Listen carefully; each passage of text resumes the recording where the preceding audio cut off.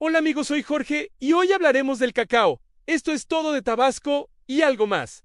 Comenzamos. Hablar del cacao en Tabasco es recorrer la historia misma de México. Esta semilla no solo es un motor económico, sino el eje de la identidad cultural del estado, considerado la cuna del chocolate aquí. Aquí tienes un resumen de su evolución, desde los tiempos prehispánicos. El origen alimento de los dioses, el cacao tiene sus raíces más profundas en la región mesoamericana, específicamente en lo que hoy es Tabasco y el norte de Chiapas. Los olmecas entre 1500 y 400 a.C.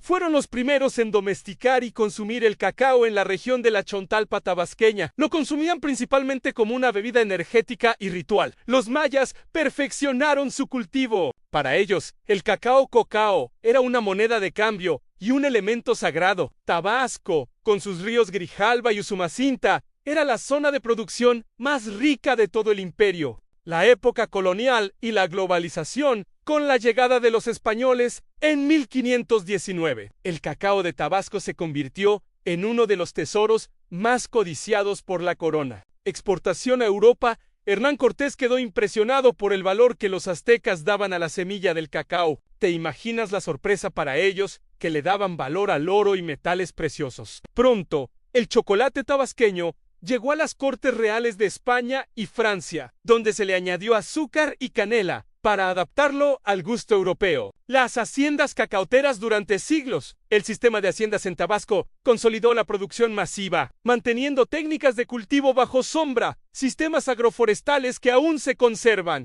El cacao en la actualidad, siglo XXI, hoy en día Tabasco es el primer productor de cacao en México, aportando aproximadamente el 70% de la producción nacional. La denominación de origen Cacao Grijalba. En 2016 se otorgó la denominación de origen al cacao Grijalba. Esto protege legalmente al grano producido en 11 municipios de Tabasco como Comalcalco, Cunduacán y Cárdenas, reconociendo su calidad superior y su sabor único. Resultado de la selva tropical y los suelos aluviales del estado. Variedades cultivadas. El criollo, el más fino y escaso. Tiene un sabor delicado y complejo. El forastero es más resistente a plagas, pero de sabor más fuerte y amargo. El trinitario, un híbrido entre los dos anteriores, muy común en las plantaciones actuales. Tabasco, hoy turismo y cultura el cacao.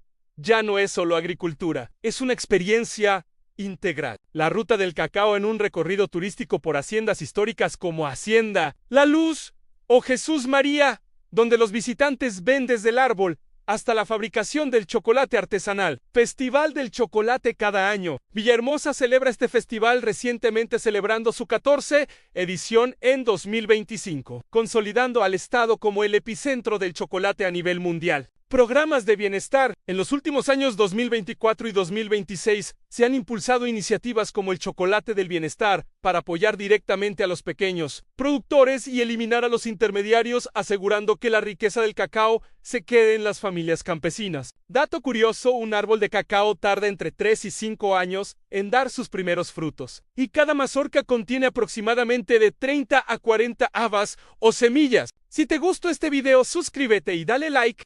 Hablar de las haciendas en Tabasco es hablar de la columna vertebral de nuestra identidad. Aquí, el cacao no es solo un cultivo, es un legado que sobrevivió a la conquista, se adaptó a la colonia y hoy se reinventa como un lujo gourmet. Aquí te detallo la evolución específica en tierras tabasqueñas, el esplendor colonial, la provincia Udeo Cacao. Durante la colonia, Tabasco no tenía minas de oro ni plata, pero tenía algo que los españoles codiciaban igual en el cacao forastero y el criollo. Comalcalco y la Chontalpa, estas zonas se consolidaron como los centros neurálgicos. Las haciendas se establecieron cerca de los ríos como el Mezcalapa para facilitar el transporte en cayucos hacia el puerto de Dos Bocas o hacia la Nueva España. El tributo. El cacao era tan valioso que se utilizaba para pagar tributos a la corona española. Las haciendas eran unidades autónomas, donde el hacendado ejercía un control casi total sobre la vida de los trabajadores indígenas y las poblaciones traídas para la labor.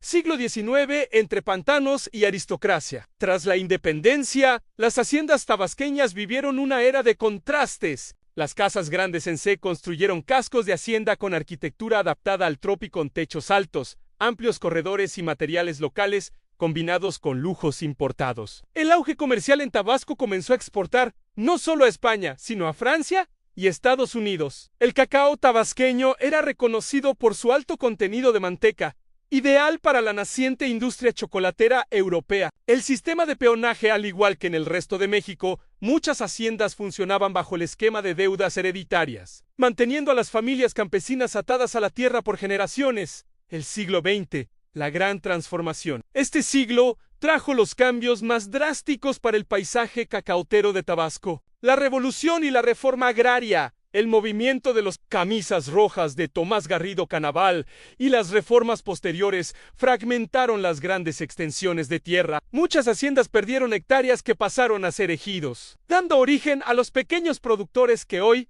sostienen la industria. La creación de la UNPCA en los años 60 se fundó la Unión Nacional de Productores de Cacao con sede en Tabasco para regular el precio y la comercialización, industrializando el proceso con la creación de la planta procesadora en Cárdenas, Tabasco actual en Del Campo, a la barra Vintobar. Hoy, las haciendas han dejado de ser solo centros agrícolas para convertirse en centros culturales y turísticos. Ruta del cacao en haciendas emblemáticas como La Luz, Jesús María y Cholula en Comalcalco abrieron sus puertas al turismo. Ya no solo venden el grano, sino que muestran la danza de cacao, el proceso de secado y fermentación. Cacao Grijalba en Tabasco logró la denominación de origen Cacao Grijalba, lo que protege y da valor agregado al grano producido en 11 municipios del estado. Resiliencia ante el petróleo a pesar del auge petrolero en el estado. Las familias cacaoteras han luchado por mantener sus tierras, apostando por el chocolate de especialidad que compite en concursos internacionales. Las tres haciendas que marcaron la historia en Hacienda La Luz Volter en Comalcalco, pioneros en industrialización